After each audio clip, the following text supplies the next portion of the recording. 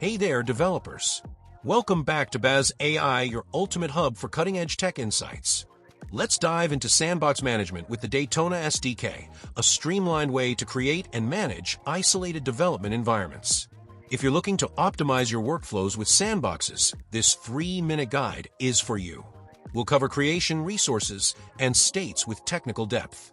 Stick around, hit that subscribe button, and let's get sandboxing. Sandbox creation and warm pool efficiency. First, let's tackle sandbox creation. Daytona SDK enables you to spin up isolated environments with ease using Python or TypeScript. A basic sandbox is created with Daytona.create, defaulting to 1 vCPU, 1 GB RAM, and 3 GB disk, auto-stopping after 15 minutes of inactivity. You can customize it with Create Sandbox Params, setting language equals Python, or adding labels like some_label equals my_label. Need more control? Adjust the auto_stop_interval parameter. Set it to 0 to disable auto-stop entirely.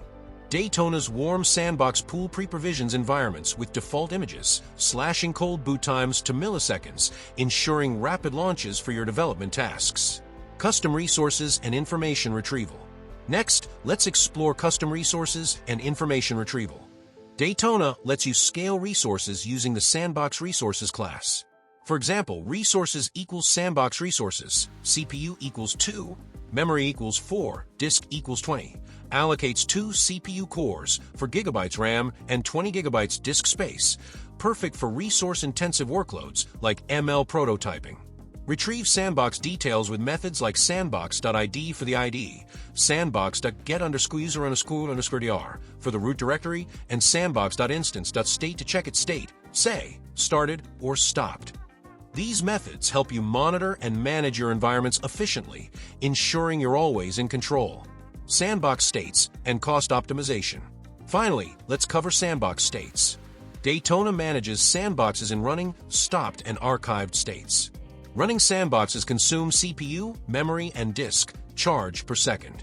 Stopped sandboxes only use disk storage, restarting instantly, while archived sandboxes move data to cost-effective object storage for long-term retention, though restarts take longer.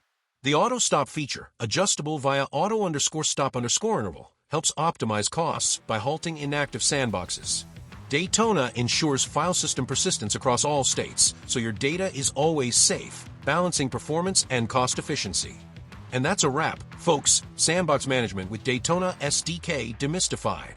From creation to cost optimization, you're now ready to manage sandboxes like a pro. If this quick deep dive got you pumped, smash that like button, subscribe to Bazai, and ring the bell for more tech insights. Drop a comment on how you're using Daytona. I'd love to hear. Catch you in the next video. And until then, keep sandboxing and stay awesome. Subscribe to Baz AI for more tech tutorials. See you next time.